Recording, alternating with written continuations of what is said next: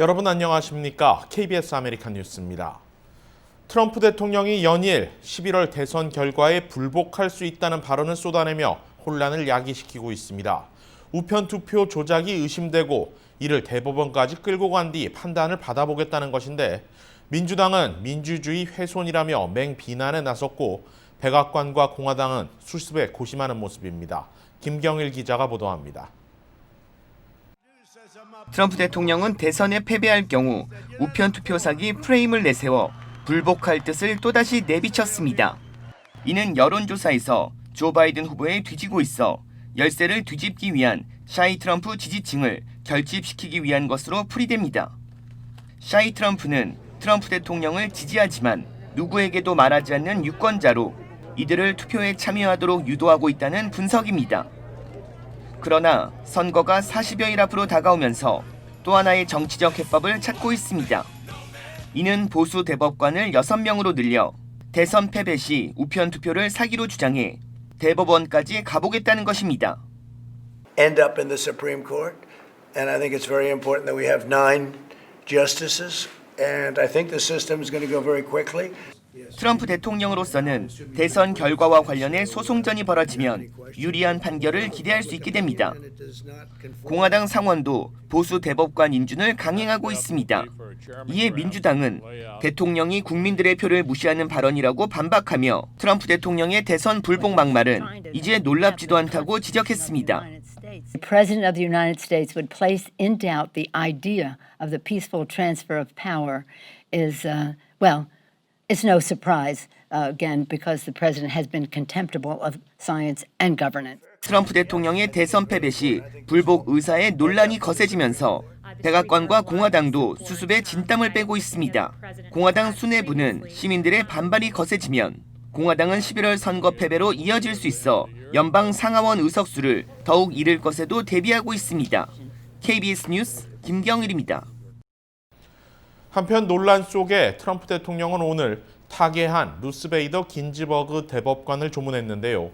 연방 대법원 앞에서는 많은 시민들이 트럼프 대통령을 향해 야유를 쏟아냈습니다.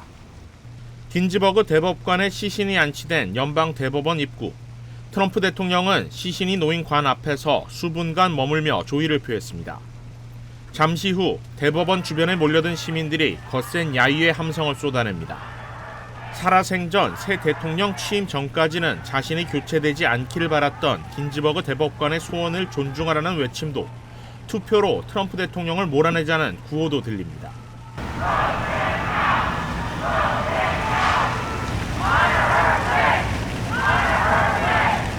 하지만 트럼프 대통령은 이번 주 토요일 긴즈버그 대법관의 후임 지명자 발표를 강행하겠다는 입장입니다. 상원을 장악하고 있는 공화당 역시 늦어도 다음 달 12일까지는 인준청문회를 개최하고 이후 대선 5일 전인 10월 29일까지는 상원 전체 표결을 실시해 인준안을 처리하겠다는 계획입니다. 오늘로 대선이 정확히 40일 앞으로 다가왔습니다. 어제에 이어 오늘도 남가주 지역의 한인 후보들 막판 선거 유세 준비 상황 알아봅니다. 이유수 기자입니다. 한인 후보들이 막판 유세에 집중하는 모습입니다.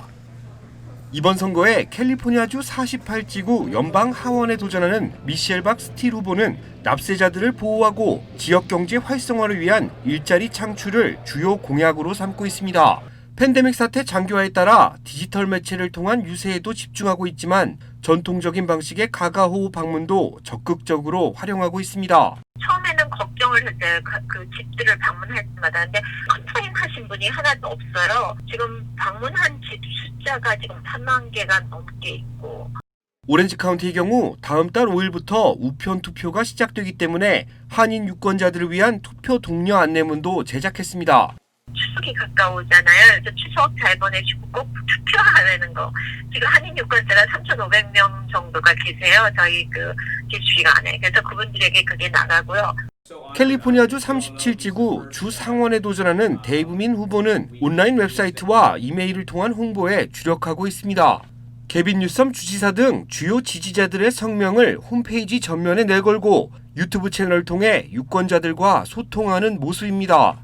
LA시 사지구 시의원 재선에 도전하는 데빈 유 시의원은 전화와 문자, 이메일을 통한 비대면 홍보에 집중하고 있으며 LA시 슈퍼바이저 2지구에 출마하는 그레이스 유 후보 역시 막판 표심 잡기에 집중하고 있습니다. 팬데믹 사태가 장기화되고 있는 만큼 이번 선거는 우편 투표가 더 많이 이루어질 것으로 보입니다. 공정한 우편 투표가 이루어져야 할 것이라는 우려의 목소리가 높은 만큼 유권자들의 적극적인 관심과 참여가 필요한 때입니다. KBS 뉴스 이우수입니다.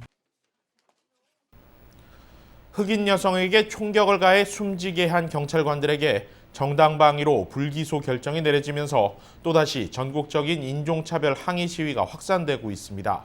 시위 과정에서 경찰관 2명이 총상을 입는 폭력 사태까지 일어나고 있습니다. 이채은 기자가 보도합니다. 켄터키주 루이빌에서 지난 3월 흑인 여성 브레오나 테일러에게 총격을 가해 숨지게 한 경찰관들에게 켄터키주 대배심이 정당방위라며 무죄를 판결했습니다. And in our system, criminal justice isn't the quest for revenge. It's the quest for truth, evidence, and facts, and the use of that truth as we fairly apply our laws.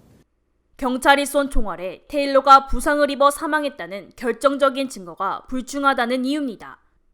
지난 3월 자택에서 수면 중이었던 테일러는 갑자기 들이닥친 경찰관 3명에게 총탄 8발을 맞고 숨졌습니다.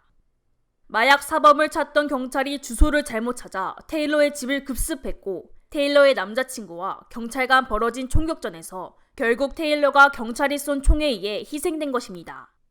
해당 경찰들의 무죄 판결이 알려지며 루이빌에 수백 명의 시민들이 거리로 쏟아져 나와 인종차별 항의 시위를 벌였습니다. 조지 플로이드 사망 사건의 여파로 항의 시위가 점점 격화되며 결국 어제는 경찰관 2명이 총격을 받아 부상을 입는 사건이 발생했습니다. As they were deploying to investigate what was going on at First and Broadway, shots rang out and 2 of our officers were shot. 이와 관련해 트럼프 대통령은 폭력 시위를 강력하게 비난했습니다. If we simply act on emotion or outrage, there's no justice. Mob justice is not justice. Justice sought by violence is not justice. It just becomes revenge.